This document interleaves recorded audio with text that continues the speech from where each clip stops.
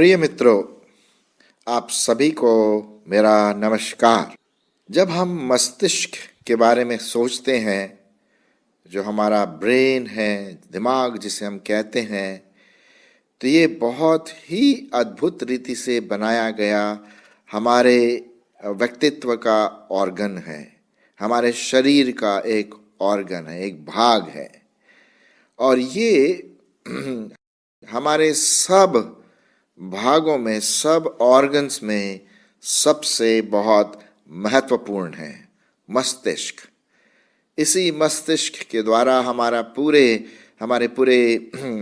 शरीर का संचालन होता है। मस्तिष्क के द्वारा ही इंस्ट्रक्शंस भेजे जाते हैं।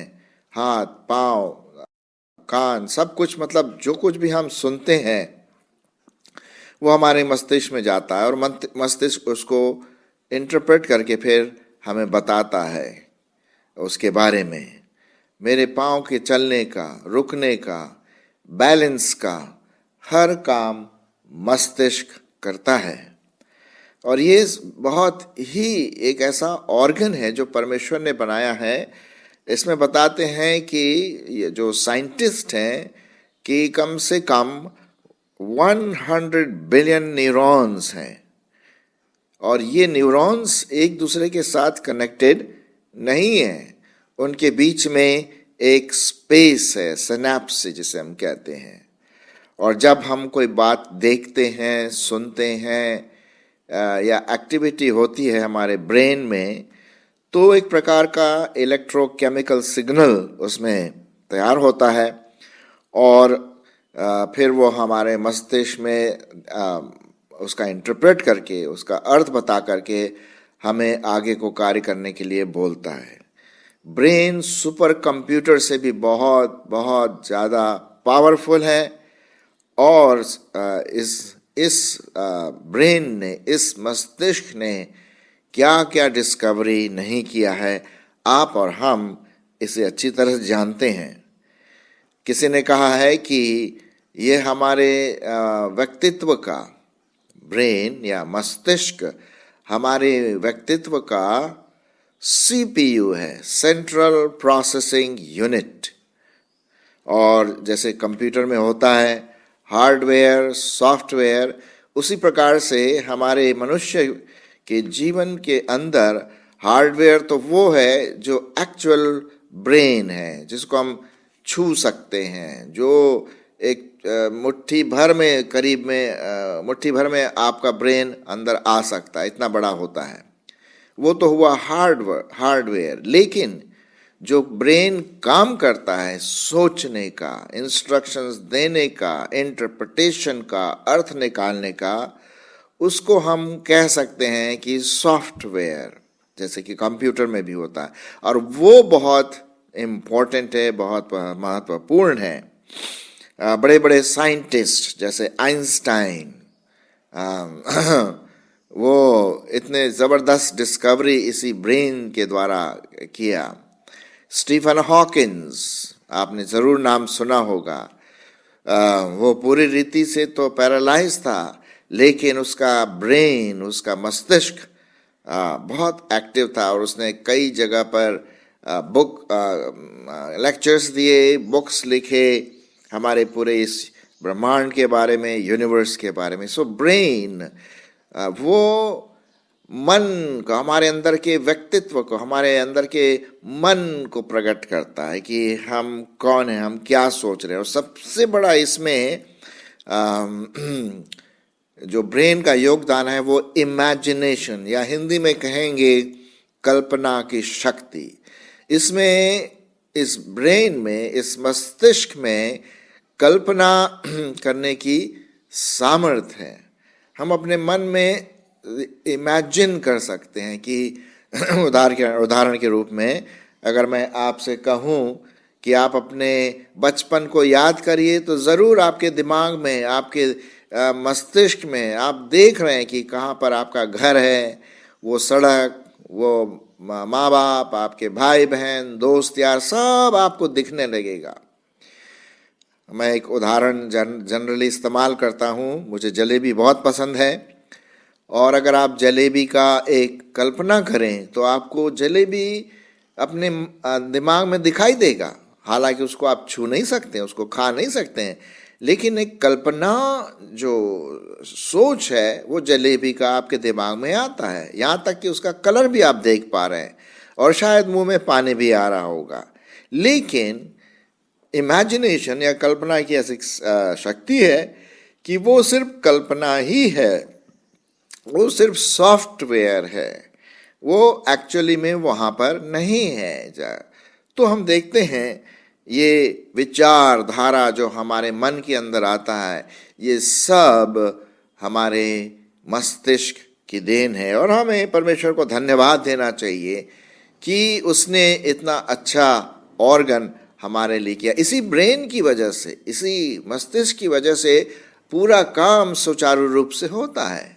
और अगर आपने देखा होगा, अगर जो व्यक्ति पियक्कड़ है, पीने वाला है, अगर वो ज़्यादा पी लेता है तो वो डिसबैलेंस हो जाता है उसके ब्रेन में इनफ ब्लड नहीं पहुंचता, इसलिए उसके सोचने की, विचारने की जो शक्ति है, सामर्थ्य है, वो कम हो जाती है, वो डिसबैलेंस हो जाता है। और इसकी वजह से वो अनाप शनाप बातें बोलने लगता है, एक पागलपन वाली हरकतें करने लगता है। क्यों? क्योंकि उसका ब्रेन, उसका मस्तिष्क अपसेट हो गया है, डिसबैलेंस हो गया है और वो काम नहीं करता। सो प्रियो, हम देखते हैं कि परमेश्वर ने यह ब्रेन हमें गिफ्ट में के रूप में दिया है और उसका हमें सही उपयोग करना है। अब एक जो राजा था उसका नाम सुलेमान था। पुराने नियम में, बाइबल में हम पढ़ते हैं, और वो बहुत ही बुद्धिमान व्यक्ति था, बहुत, पूरी दुनिया में बहुत बुद्धिमान व्यक्ति था। अगर आप इसके बारे में पढ़ना मांगते हैं और तो बाइबल में आप ज़रूर देखिए, नीति वचन है, सभोपदेशक है, कई किताबें जो उसने लिखा, उसने जो ऑफ कोर्स वो परमेश्वर की प्रेरणा से लिखा है, लेकिन बहुत अपने राज्य में बड़ा बुद्धिमानी वाले काम किया। तो हम देखते हैं ये परमेश्वर की ओर से आपके लिए और मेरे लिए गिफ्ट है। दूसरी बात हम देखते हैं, ये ब्रेन, ये मस्तिष्क खराब हो गया, इसमें वायरस लग गया। जी हाँ, वो वायरस कहाँ से आया? वो वायरस आया जब आदम और हवा ने पाप किया और उनका पूरा व्यक्तित्व, पूरा जीवन पापी हो गया। और इस तरह से हम देखते हैं कि ब्रेन या मस्तिष्क, सोच विचार की जो क्षमता है, उसमें जो विचार आते हैं वो खराब आते हैं, उसमें एक वायरस घुस गया। अगर हम कहें जैसे कि कंप्यूटर के अंदर वायरस घुस जाता है, सॉफ्टवेयर को उल्टा सीधा गड़बड़ कर देता है, उसी प्रकार से, ठीक उसी प्रकार से एक पाप वाला वायरस हमारे मन के अंदर घुस गया है। और उसकी वजह से हम जनरली, साधारणतः वो बातें नहीं सोचते हैं जो हमें सोचना चाहिए परमेश्वर के वचन के अनुसार। हम एक पद देखेंगे जो परमेश्वर के वचन में लिखा हुआ है, उत्पत्ति की किताब, उसका 6वां अध्याय 5वां पद, उत्पत्ति 6:5। और यहोवा ने देखा कि मनुष्यों की बुराई पृथ्वी पर बढ़ गई है और उनके मन के विचार में जो कुछ उत्पन्न होता है वो निरंतर बुरा ही होता है। ये देखिए, यह है परमेश्वर का वचन। यहाँ पर इस प्रकार से लिखा हुआ है कि जो कुछ मन में उत्पन्न होता है वो बुरा ही होता है। इवल थॉट्स जिसे हम कह सकते हैं, ये हमारे मन की दशा है, ये हमारे मस्तिष्क की दशा, ये हमारे सोचने की दशा। एक और पद मैं आपके लिए पढ़ूंगा और वो है यिर्मयाह, उसका 17 अध्याय और 9वां पद। यहाँ पर इस प्रकार से लिखा हुआ, मैं आपके लिए पढ़ूंगा, मन तो सब वस्तुओं से अधिक धोखा देने वाला है। यह है परमेश्वर का वचन मेरे मित्रों। मन तो सब वस्तुओं से अधिक धोखा देने वाला है, उसमें असाध्य रोग लगा है, उसका भेद कौन समझ सकता है। जी हाँ, ये वो बैटल ग्राउंड है, ये वो लड़ाई का स्थान है जहाँ पर हमारे मन में जो होता है और जो खराब अच्छा बुरा जो भी है, ये हमारे रण की जगह है। आत्मिक रीति से मैं यहाँ पर बात कर रहा हूँ। मैं एक और पद आपके लिए पढ़ना मांगता हूँ। रोमियो उसका पहला अध्याय, रोमियो की पत्री उसका पहला अध्याय और कुछ पद। मैं बाइबल के पद इसलिए आपके लिए पढ़ रहा हूँ ताकि आप बाइबल में जो लिखा है, जो परमेश्वर का वचन है, वो हम समझें कि क्या है। और देखिए यहाँ पर क्या लिखा हुआ है, क्या क्या मन में आता है। और आप जरूर मेरे साथ सहमत होंगे, परमेश्वर के साथ सहमत होंगे कि एक्चुअली में ऐसा ही है। मैं पढ़ूंगा रोमियो 1:28। और जब उन्होंने परमेश्वर को पहचाना न चाहा, इसलिए परमेश्वर ने भी उन्हें निकम्मे मन पर छोड़ दिया कि वे अनुचित काम करें। और वे क्या है अनुचित काम? वे सब प्रकार के अधर्म, दुष्टता, लोभ, बैर भाव से भर गए हैं, और डाह, हत्या, झगड़े, छल और ईर्ष्या से परिपूर्ण हो गए हैं, और चुगलखोर, बदनाम करने वाले, परमेश्वर के देखने में घृणित, औरों का अनादर करने वाले, अभिमानी, डिंग मार, बुरी बुरी बातों के बनाने वाले, माता पिता की आज्ञा न मानने वाले, निर्बुद्धि, विश्वासघाती, माया रहित और निर्दय हो गए। क्या ये हमारे समाज की दर्पण नहीं है? ये हमारे समाज की दर्पण है। ये साहब हमारे चारों तरफ हम में और हमारे समाज में बहुत आयत के रूप में पाया जाता है। और हम देखते हैं कि ये जो विचारधारा हमारे मन की उपज है, जो पाप वाली चीज़ें हैं, अधर्म वाली चीज़ें हैं, दुष्टता, लोभ, बैर भाव वाली जो चीज़ें हैं, ये हमारे मन ही से आती हैं। वो इसलिए मेरे दोस्तों, इसलिए मेरे मित्रों, क्योंकि ये मन में श्राप लगा है, इस मन में वायरस घुसा हुआ, और उस वायरस का नाम है पाप, दुष्टता, अधर्म।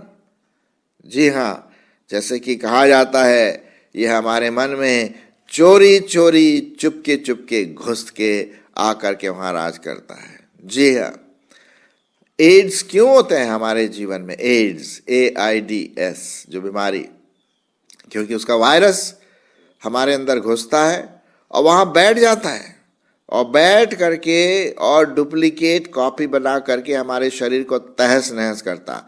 2 साल, 3 साल, 5 साल के बाद पता पड़ता, अरे इस व्यक्ति को तो एड्स हो गया, उसे पता ही नहीं।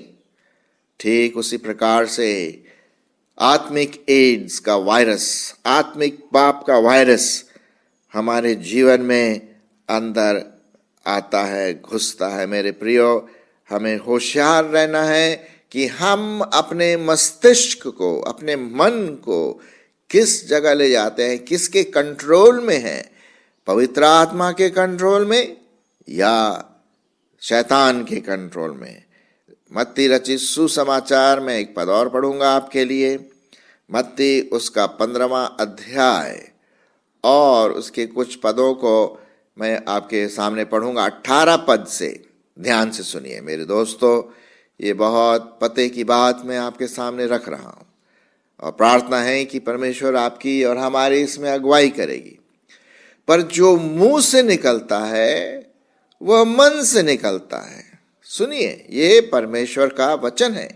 पर जो मुंह से निकलता है वह मन से निकलता है, वही मनुष्य को अशुद्ध करता है, क्योंकि कुचिता, हत्या, परस्त्री गमन, व्यभिचार, झूठ, चोरी, झूठी गवाही और निंदा मन ही से निकलती हैं, और यही है जो मनुष्य को अशुद्ध करती हैं। यस मेरे मित्रों, हमें इसमें इसलिए होशियार रहना है, हमें अपने दिमाग को, हमें अपने मस्तिष्क को परमेश्वर के वचन के अनुसार चलाने की जरूरत है। तभी हमारा उद्धार होगा, तभी हम परमेश्वर के वचन के अनुसार पवित्र जीवन बिता देंगे। एक लॉ है हमारे फिजिक्स में, इनपुट इक्वल्स आउटपुट। हमारे अंदर जो है वही बाहर निकलेगा।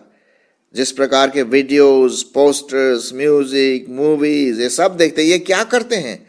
हमारे मन के मस्तिष्क को, सोचने विचारने की सामर्थ्य को हिला देते हैं, पाप में बहका देते हैं, और इसलिए हम बहक जाते हैं।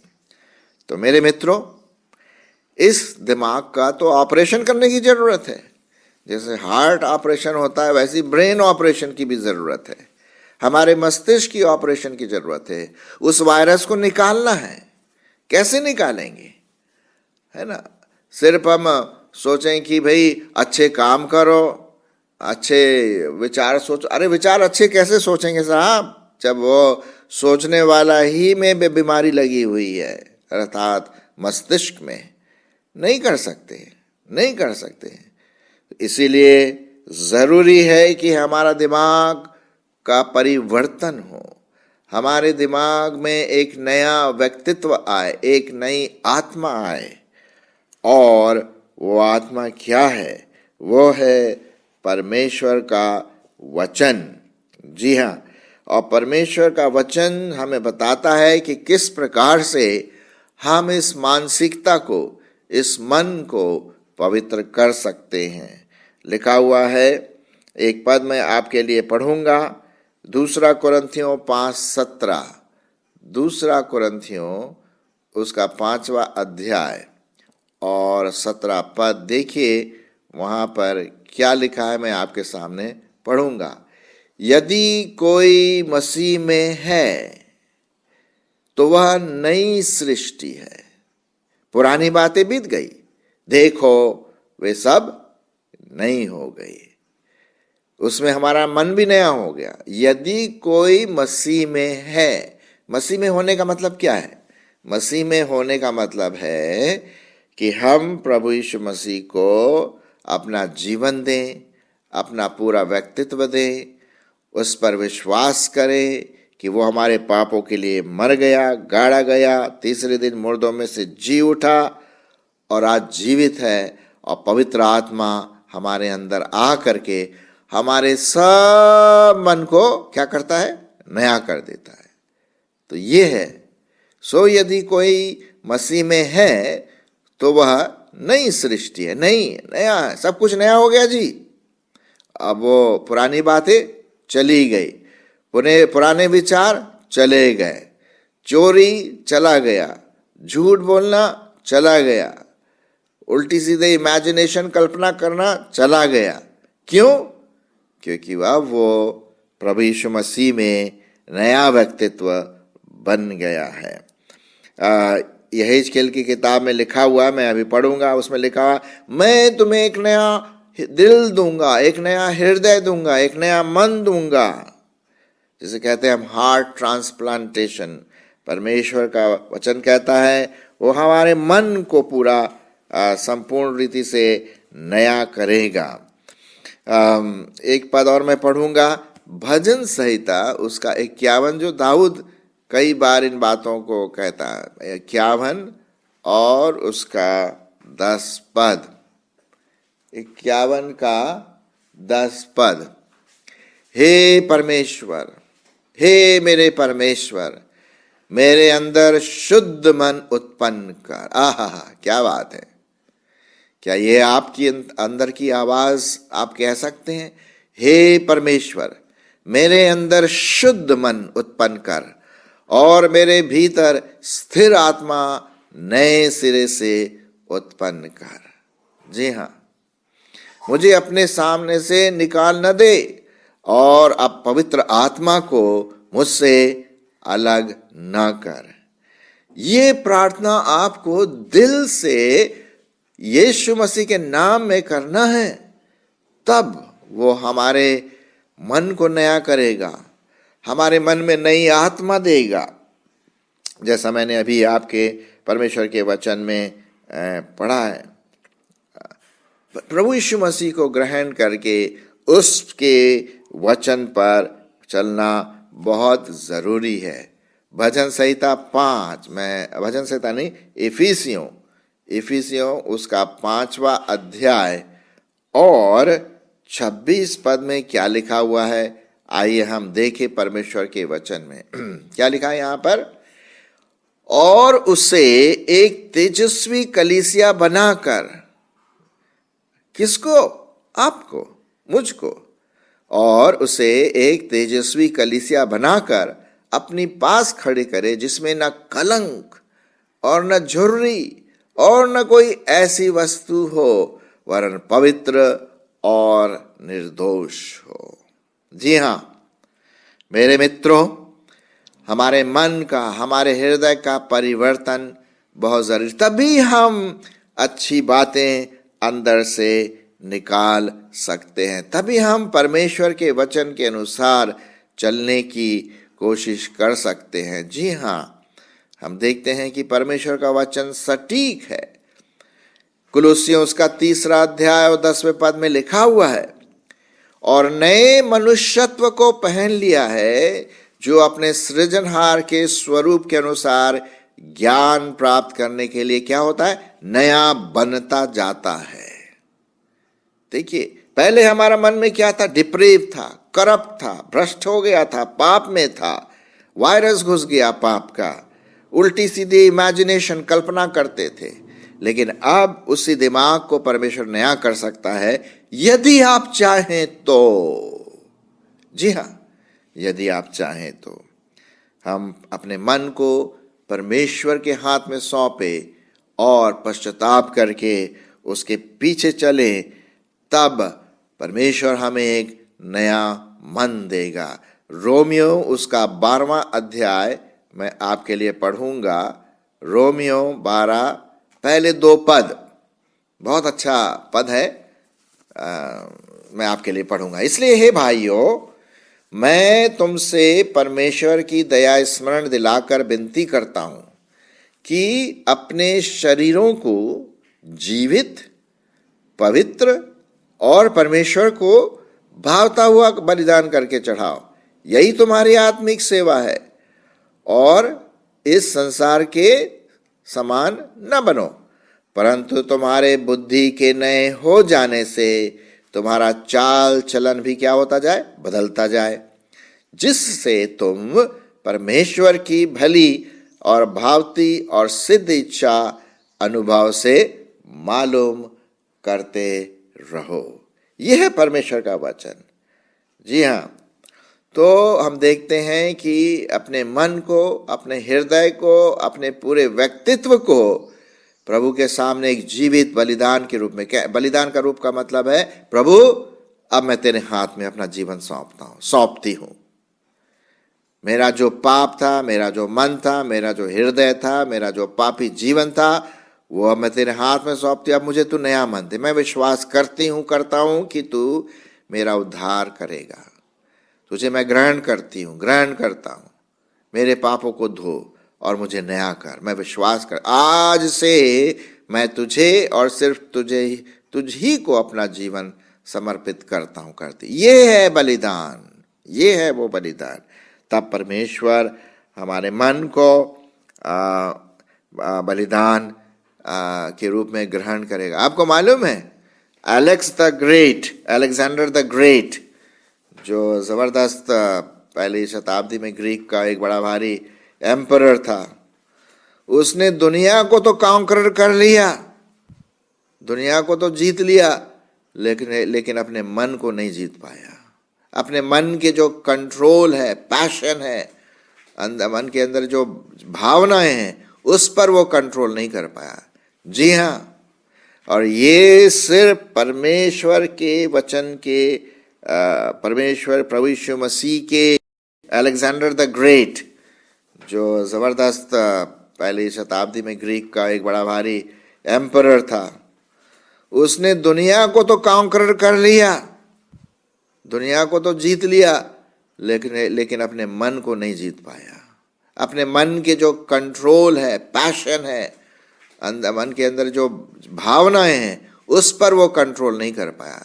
जी हाँ, और ये सिर्फ परमेश्वर के वचन के, परमेश्वर प्रभु यीशु मसीह के द्वारा हो सकता है, जब हम उसके पास आए।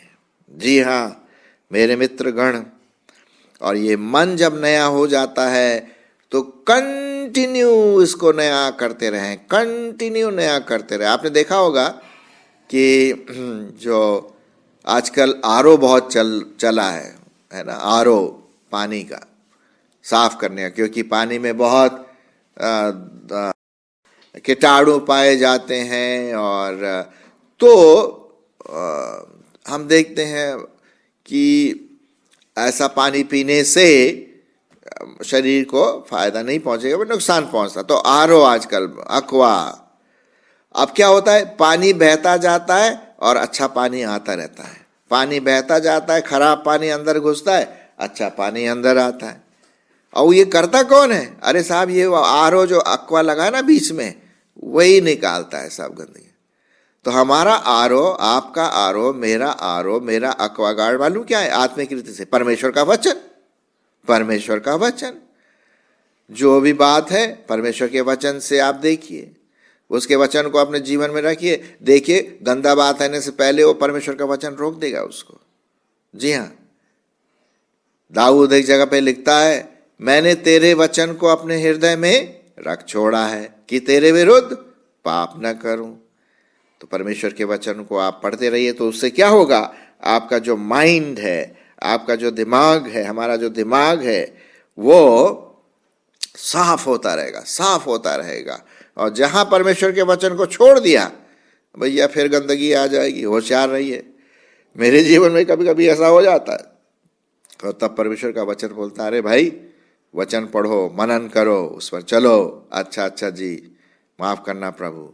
तो ये बहुत जरूरी है मेरे दोस्तों। हमने आज देखा मन के बारे में कि परमेश्वर का एक अच्छा गिफ्ट है, ये दान है, वरदान है, लेकिन इसमें रोग लगा हुआ है, इसमें पाप का रोग, पाप का वायरस लगा हुआ है। दूसरी बात हमने देखा परमेश्वर के वचन में।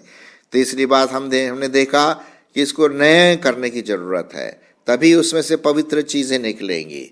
और फिर इस नए मन को कंटिन्यूली, लगातार धोते रहना है। और वो धोना है परमेश्वर के वचन के पढ़े जाने, सुने जाने और उस पर मनन करने के द्वारा। परमेश्वर आपकी अगुवाई करे कि आप अपने मन को परमेश्वर के सामने रखकर उसके वचन के अनुसार चलें। धन्यवाद।